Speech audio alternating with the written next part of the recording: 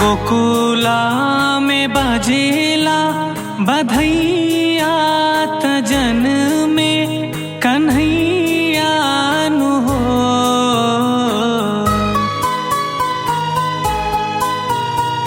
गोकुला में बाजेला बधैया तजन में कन्हैया नु हो। हरि हो पलना में ललना झूला में सखी सब गावे सोहार हो। हरि हो पलना में ललना झूला में सखी सब गावे सोहार हो।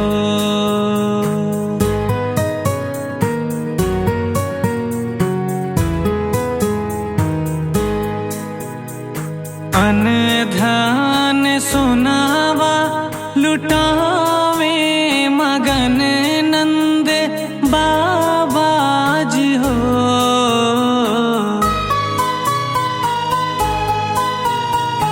अन धन सुनावा लुटावे मगन नंद बाबा जी हो।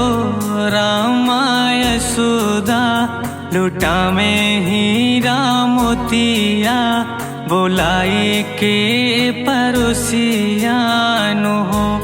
रामा यशोदा लुटावे हीरा मोतिया बोलाई के परोसिया नु हो।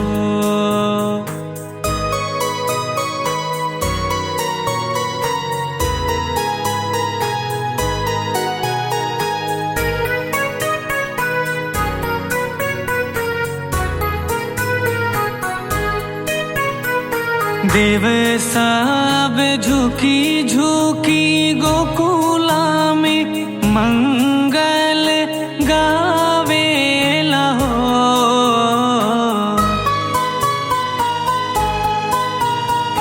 देव सब झुकी झुकी गोकुला में मंगल गावेला हो। रामानंद नचावे ग्वाल बाल तदुआरे बोलाए के नु हो। रामानंद नचावे ग्वाल बाल तदुआरे बोलाए के नु हो।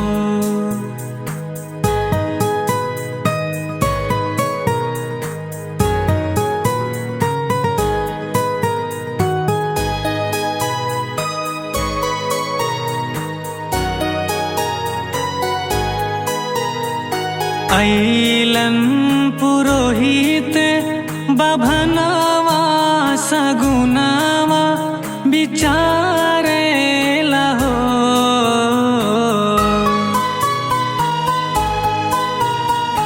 ऐलन पुरोहित बभनवा सगुनवा विचारेला हो। रामा ललना भय घन श्याम तई है समुझावे हो।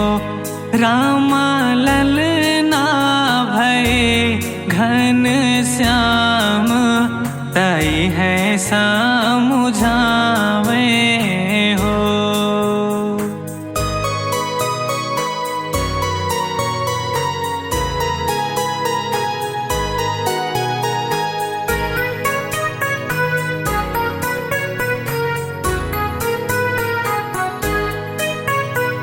सुपावा में ललना सुतावे सगुन से नहवाए हो।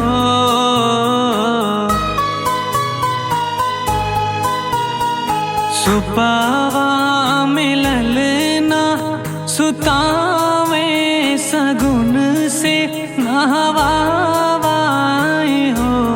रामानंद बाबा लई के बलैया तसोहर गावाए हो।